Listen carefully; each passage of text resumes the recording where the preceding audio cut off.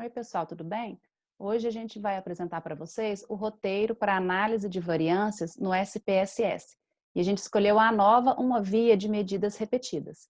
E esse trabalho é uma apresentação da disciplina de Bioestatística do Programa de Pós-Graduação da Faculdade de Educação Física e Dança de Goiás, o UFG, nível estricto sensu mestrado. E o professor responsável pela disciplina é o professor Dr. Gustavo Deconte. Os dados que nós selecionamos para essa pesquisa, eles são dados fictícios, né? Logo, é uma pesquisa fictícia também. Então, nós selecionamos 30 bailarinos de ambos os sexos e dividimos em 3 grupos. Cada um foi submetido a um tipo diferente de treinamento, por um período de 3 meses. E nós queríamos avaliar qual treinamento, se o treinamento de força, treinamento aeróbio ou treinamento pliométrico, qual desses 3 treinamentos teriam maior influência no número de saltos por minuto. E aí existem alguns pressupostos estatísticos que nós devemos respeitar para aplicar a ANOVA, uma via de medidas repetidas. Então, começando, é um teste paramétrico e deve haver homocedaticidade, normalidade, independência e esfericidade dos dados. E isso é um teste que a gente aplica quando nós temos 3 grupos ou mais na nossa amostra. Se fosse um grupo apenas, seria 2 grupos, seria o teste T. Como são mais de 2 grupos, nós aplicaremos a ANOVA. E para isso, a gente selecionou o SPSS, que vai importar os dados do nosso Excel. Se nós fôssemos lançar os dados direto no SPSS, a hora que abrisse essa janela, a gente clicaria em inserir dados e lançaria os novos dados direto no software.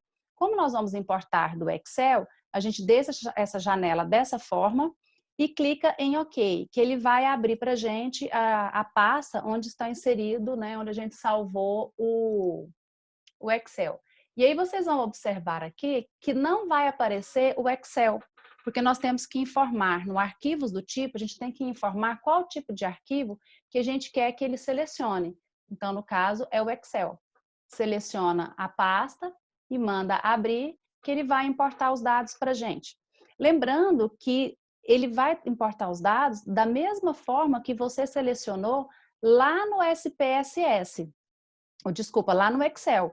Então, é necessário que você lance lá no Excel exatamente da mesma forma que você quer que venha para cá.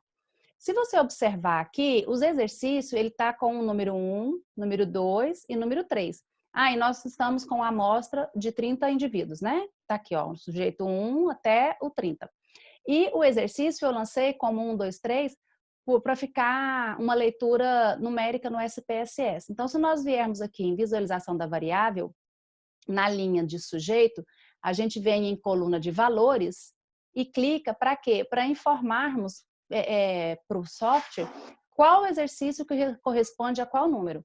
Então, no valor eu coloco o número 1 e no rótulo eu coloco o TF, que é o treinamento de força, que corresponde ao número 1 que eu escolhi, né? Eu determinei que seria assim. Clico em adicionar. E faço isso para todos os outros números selecionados no Excel. Então, número 3 seria o treinamento pliométrico. Adicionar isso. Feito isso, a gente clica em OK e está aqui. Vocês podem ver que já teve uma alteração, né, dos valores aqui. Se nós voltarmos em visualização de dados, aqui continua igual. Mas quando a gente vem aqui na janela de valores, né, de quadro de valores, que tem o número 1 e a letra A, se a gente clicar, ele já altera, tá vendo? TF, TA, plio.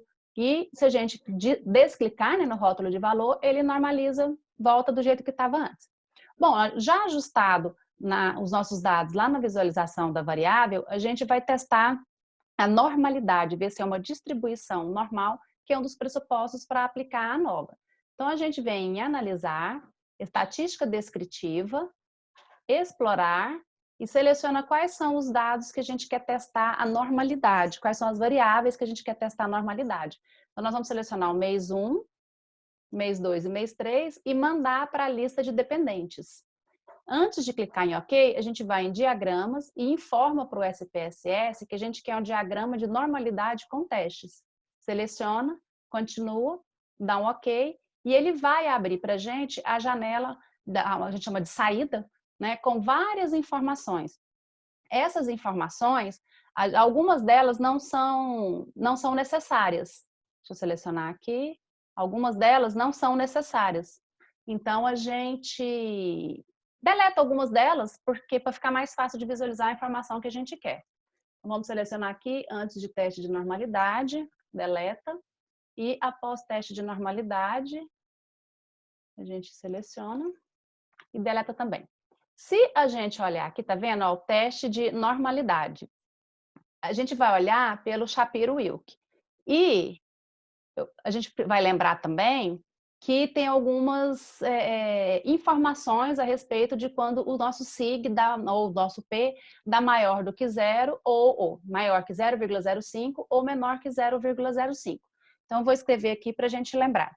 Quando o P ele é maior que 0,05, significa que nós temos a hipótese nula, ou H0, e significa também, vou colocar um igual, que existe normalidade da distribuição, né? Normalidade, distribuição normal. Distribuição normal. E quando o nosso P ele é menor que 0,05, ou seja, quando nós temos o H1 ou a hipótese alternativa, significa que não é distribuição normal. Dessa forma, se a gente olhar aqui o nosso sig, no Shapiro-Wilk, a gente vai ver que todos eles deram maior do que 0,05. Isso significa o quê? Significa que a nossa distribuição ela é normal, então a gente correspondeu a uma dos pressupostos determinados para a aplicação do teste da ANOVA. Certo? Agora que a gente já testou a normalidade dos dados, a gente vai voltar lá no SPSS para aplicar a ANOVA propriamente dita. Então, a gente vai em analisar, vem em comparar médias, ANOVA um fator. Por que ANOVA um fator? Porque a gente quer verificar uma única variável, ou seja, um único fator independente. Então, qual que é o fator independente que a gente quer analisar? É o exercício. Ou foi o treinamento de força, ou foi o treinamento aeróbio, ou foi o treinamento pliométrico que gerou algum resultado nas nossas variáveis dependentes. Então, a gente traz ela aqui para o fator. E para a lista de dependente, a gente seleciona o mês 1, que são as outras variáveis que a gente vai avaliar, e manda para a lista de dependentes. E antes de clicar em OK, a gente tem que vir em opções e avisar para o SPSS, né, quais as informações que a gente quer que ele nos forneça. Nós vamos pedir uma estatística descritiva, onde ele vai fornecer para a gente desvio padrão, erro padrão, esses assuntos que serão pertinentes, né, para a gente fazer a análise dos nossos dados. E também vamos pedir para ele uma homogeneidade do teste de variância, que é um outro pressuposto que a amostra deve respeitar para aplicar a variável. A gente clica em continuar, dá um OK, e ele vai abrir novamente uma outra janela de saída com essas novas informações. E aqui a gente tem a tabela descritiva, aqui a gente tem a tabela do teste de homogeneidade e aqui nós temos a ANOVA. Na tabela descritiva, se a gente olhar aqui, a gente tem os números das nossas variáveis, a média, o desvio padrão, o erro padrão e todas as informações descritivas que é necessário para a gente avaliar. Aqui a gente tem o teste de homogeneidade das variâncias, que é o teste de Levine. E, de novo, então a gente vai, vou escrever aqui para a gente avaliar, quando o nosso P, ele dá maior do que 0,5, significa que é H0, a nossa hipótese nula, e que existe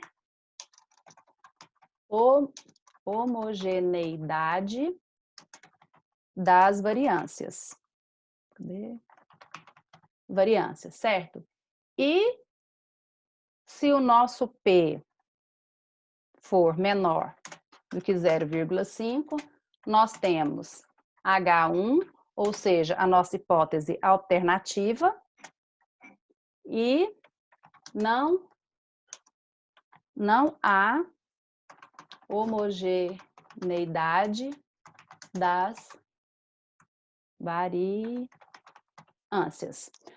Então, se nós olharmos o nosso SIG, todos eles deram maior do que 0,05, tá vendo? Ó, isso significa que o nosso teste apresenta uma distribuição normal e também apresenta uma homogeneidade das variâncias. Se nós voltarmos então agora aqui na ANOVA, que é o teste propriamente dito, né, a aplicação propriamente dita do teste, nós temos as informações a respeito do nosso P também. Então aqui nós temos o SIG. Para a ANOVA, o nosso P, se ele for maior que 0,05, ainda na hipótese nula, significa que as médias dos grupos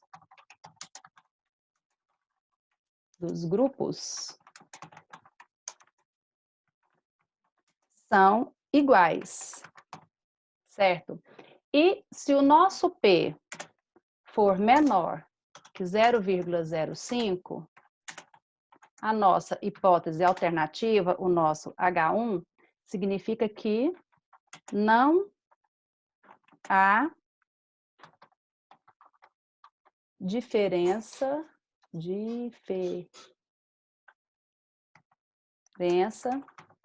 entre os grupos.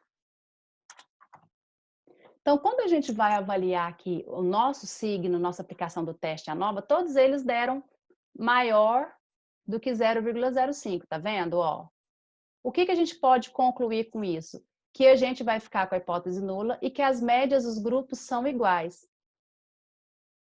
Desculpa, gente, aqui não há diferença, que significa que há diferença entre os grupos. Isso. Se o nosso P, então repetindo, se o nosso P maior do que 0,5, a hipótese nula significa que as médias dos grupos são iguais. E se o nosso P for menor do que 0,5, a nossa hipótese alternativa significa que há diferença entre os grupos. Como o nosso SIG deu que todos eles são maiores do que 0,05, tá vendo? Tanto no mês 1, quanto no mês 2, quanto no mês 3, significa então que não há diferença entre as médias dos grupos.